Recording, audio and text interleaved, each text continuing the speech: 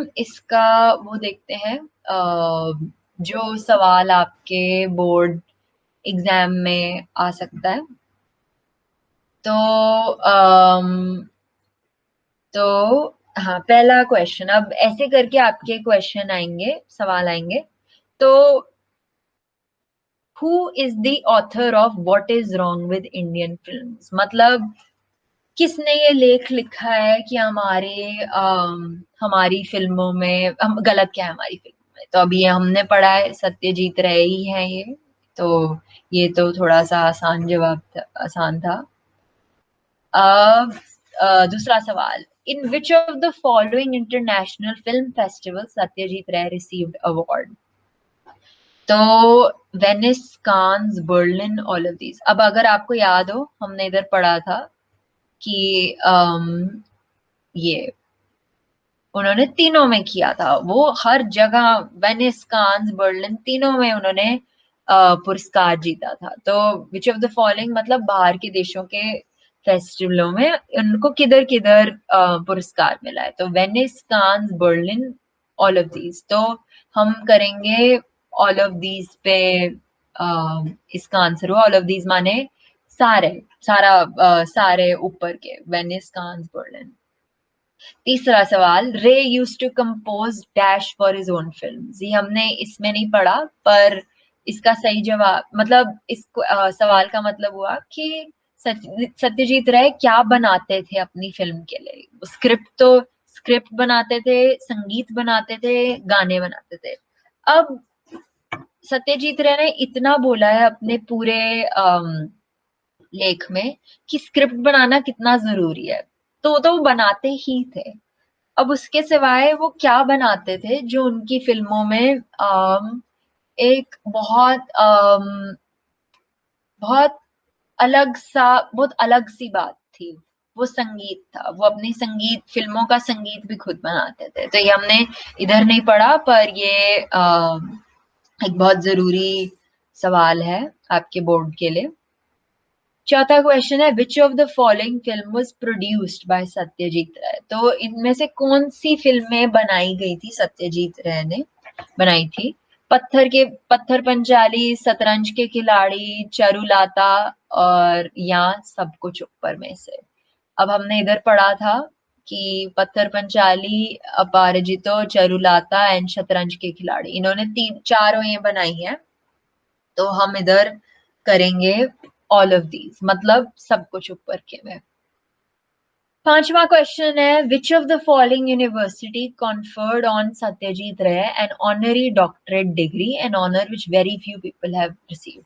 अब doctorate degree हमें पता है कि सत्यजीत रे को मिली थी, हमने दोबारा से इधर पढ़ा था कि डॉक्टरेट डिग्री सत्यजीत रे को मिली है, किधर से, ऑक्सफोर्ड से। तो हम आके अपना ऑप्शन देखते हैं, कैम्ब्रिज, कैलिफोर्निया, ऑक्सफोर्ड, पेरिस। तो इसका जवाब ऑक्सफोर्ड हुआ। जैसे ही आप पढ़ेंगे डॉक्टरेट डिग्री, आपको समझ आ जाना चाहिए वो बात कर रहे हैं कि कौन सी यूनिवर्सिटी ने उनको ये दिया है। तो इन ये सवाल उतने वो नहीं है कि आपको ज्यादा सोचना पड़े। ये सब कुछ सिर्फ जो भी लेख में है उसी से ही निकाले गए हैं। तो इन दिस, जैसा आप देखिए, in this lesson the author compares Indian films with dash films. तो इस लेख में लेखक भारतीय फिल्मों को कौन सी फिल्मों से कंपेयर कर रहा है, और ये पूरा लेख ही इस बात पे कि वो विदेशी फिल्मों से कर रहा है। तो हमारे ऑप्शन है कोरियन, जापानीज, विदेशी, पाकिस्तानी। तो वेस्टर्न विदेशी को बोलते हैं, तो वेस्टर्न हमारा आंसर हुआ।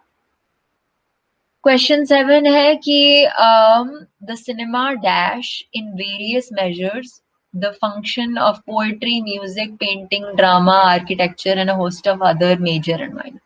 तो अब हमने ये पढ़ा था कि ये सारी चीजों का मेल जो होता है, पोएट्री, कविताएं लिखना, संगीत, चित्रकला, वास्तुकला, इन सब का मेल जो होता है वो फिल्में बनाता है, वो फिल्मों में बहुत जरूरी होता है। तो अब ये 4 ऑप्शन इन्होंने हमें दिए हैं। कंबाइंस मतलब मेल, डिस्ट्रॉयज मतलब खत्म कर देना, डिलीट मतलब निकाल देना, रेस्क्यू मतलब बचा लेना। तो हमें पता है इसका आंसर है मेल, तो कंबाइंस इसलिए सही जवाब है। अब often by a queer process of reasoning, dash was equated with action and action with melodrama। तो ये एक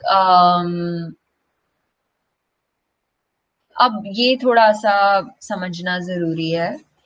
एक्शन मतलब कोई चीज जो आप कर रहे हैं, कोई चीज जो जैसे फुटबॉल खेलना, जैसे साफ साफ सफाई करना, ये सब एक्शन में आता है। तो क्या चीज है जो एक्शन की तरह देखा जाता है, जो एक्शन किस चीज की तरह होता है?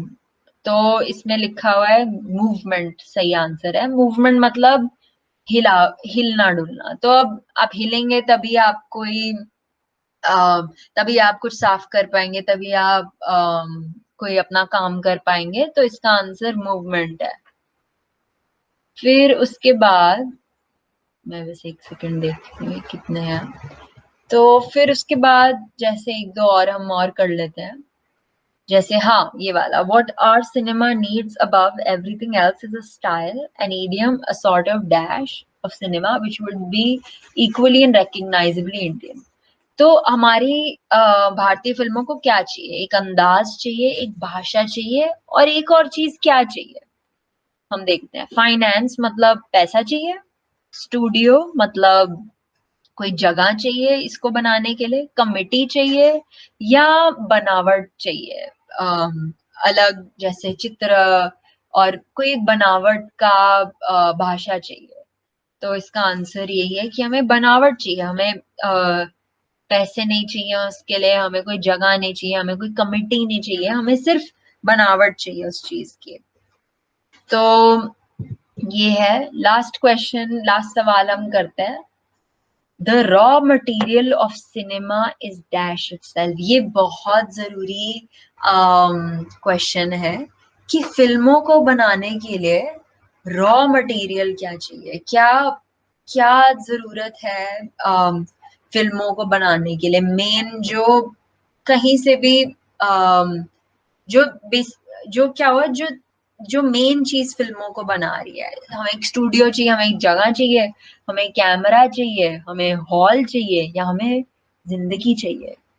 तो ये बहुत जरूरी है जानना कि आपको जिंदगी चाहिए। आपको किसी चीज के बारे में फिल्म बनाने के लिए आपको देखना पड़ेगा कि वो आप किसके बारे में बना रहे हो, आप क्या बना रहे हो, आप किसकी जिंदगी के बारे में बना रहे हो। तो ये सबसे जरूरी चीज है कि आपको जिंदगी चाहिए।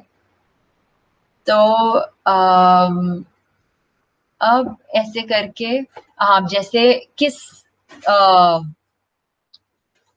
किस टाइम पे शॉर्ट फिल्म बनी थी, किस ईयर में बनी थी?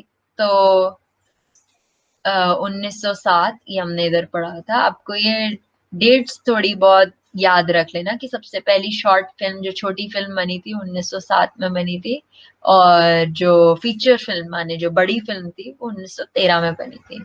तो ये सारी चीजें इन्हीं से ही आपके क्वेश्चंस निकल के बनेंगे और आएंगे। तो आप इनको एक बारी अच्छी तरह पढ़ लेना और याद कर लेना। तो तो अब जैसे ये है कि according to the author, why are India films not shown abroad. तो लेखक के अनुसार भारतीय फिल्में बाहर क्यों नहीं दिखाई जाती? तो क्योंकि भारतीय India offers potential market for our own products. मतलब भारत की भारत में जो फिल्म देखते हैं उनकी संख्या ज्यादा है। लैंग्वेज प्रॉब्लम की वजह से भाषा समझ नहीं आती, या कोई भी नहीं, या फिल्म की क्वालिटी कम है, इसलिए वो बाहर नहीं दिखाई जाती। तो इसका सही आंसर है कि भारत की फिल्मों को देखने के लिए उनकी भारतीय लोग उनको ज्यादा देखते हैं, तो उनकी संख्या ज्यादा है। तो यही है पूरे लेख में। आप इसको अच्छी तरह एक बारी पढ़ लीजिए और इसको जो भी नहीं समझ आएगा वीडियो पे वापस जा जाके आप समझ सकते हैं, क्योंकि सारे क्वेश्चंस, सारे सवाल इसी में से ही निकलेंगे, इन्हीं जो लिखा हुआ है उनमें से। तो अम, ये आज का ये आज का लेख था कि हमारी भारतीय फिल्मों में गलत क्या हो रहा है। और आपको समझ, आई होप आपको समझ आया हो। चलो, धन्यवाद, थैंक यू।